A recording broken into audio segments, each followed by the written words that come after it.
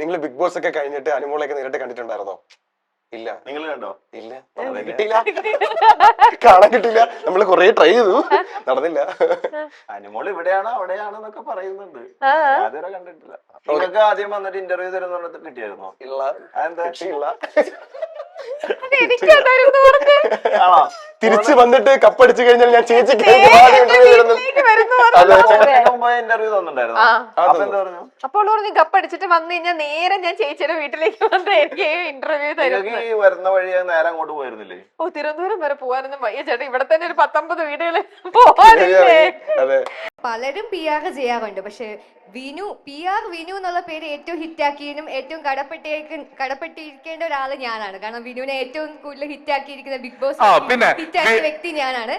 ഒരു പേയ്മെന്റ്, ഒരു പ്രൊമോഷനോ ഒന്നും കൂടാതെ ഒരു പേയ്മെന്റ് വാങ്ങിക്കാതെയാണ് ഞാൻ അത് ചെയ്തത്. അതിനുള്ള നന്ദി നീ എനിക്ക് കാണിക്കണം, അത്രേ ഉള്ളൂ, ഒരു റിക്വസ്റ്റ് ആണ്. ഓക്കെ.